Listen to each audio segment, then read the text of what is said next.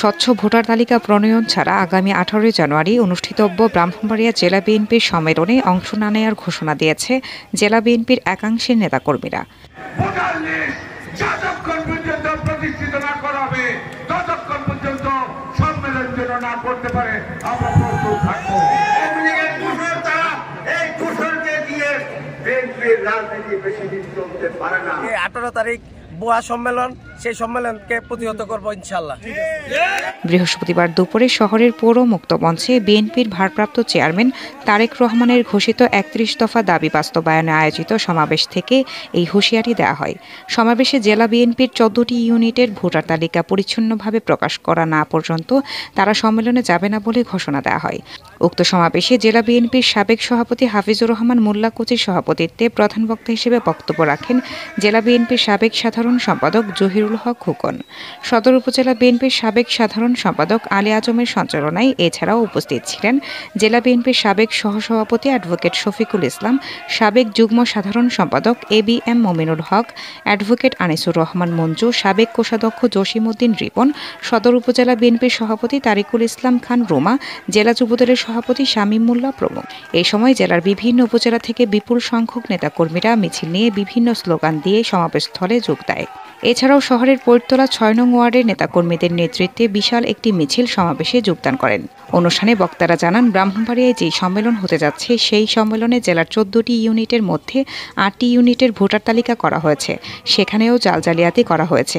বাকি 6টি ইউনিটকে বাদ দেওয়া হয়েছে। আমরা চাই 1414 ভোটের সংস্কার করে গুরুত্বপূর্ণ নির্বাচন কমিশনের মাধ্যমে স্বচ্ছ পরিচ্ছন্ন ভোটার তালিকা যতক্ষণ পর্যন্ত নিশ্চিত করে প্রতিষ্ঠিত করতে না পারে ততক্ষণ পর্যন্ত সম্মেলন যাতে না করতে পারে আমরা রাজপথে প্রস্তুত থাকব।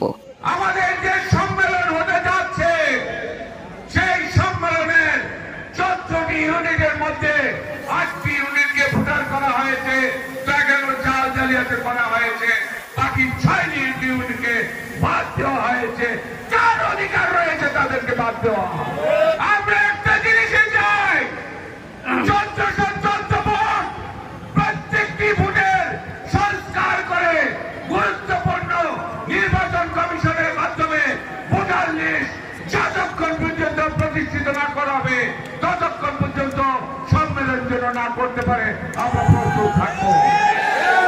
আজকে আপনাদের উদ্দেশ্যে একটা কথা বলতে চাই, আমরা কিন্তু আপনাদের উদ্দেশ্যে জিনিসটা বলতে চাই, আমাদের দাবি একদম পরিষ্কার। স্বচ্ছ একটা ভোটার তালিকা দিয়েছিলাম, গোপন ভোটের মাধ্যমে নির্বাচন হোক। এই এখানে কোনো স্বচ্ছ ভোটার তালিকা নেই। আমরা জননেতা তারেক রহমান সাহেবের কাছে আমরা দাবি তুলে আসছি যে আপনি একটা স্বচ্ছ ভোটার তালিকা আপনার নজরে নিয়ে এবং এই ভোটার তালিকার মধ্যে একটা কাউন্সিল হোক, একটা ভোটাভুটি হোক। যারাই নেতৃত্বে আসবেন, যারাই নির্বাচিত হবে তাদেরকে আমরা ফুলের মালা দিয়ে বরণ করবে বন্ধুরা। আগামী রাষ্ট্রনায়ক জনাব তারেক রহমানের 31 দফা বাস্তবায়নের লক্ষ্যে আজকের জেলা বিএনপির কর্তৃক আয়োজিত আজকের এই সমাবেশে জাতীয় নেতৃবৃন্দ উপস্থিত থাকবেন। আগামী 18 তারিখ যে একটা অবৈধ সম্মেলন, বোয়া সম্মেলনের মাধ্যমে একটি আওয়ামী এজেন্ডা বাস্তবায়নের যে পাইতারা, সেই পাইতারাকে প্রতিহত করার জন্য আজকে আমরা পৌর মুক্ত মঞ্চ সমাপিত হব এবং আগামী দিনে যে 18 তারিখ বোয়া সম্মেলন, সেই সম্মেলনকে প্রতিহত করবো ইনশাআল্লাহ।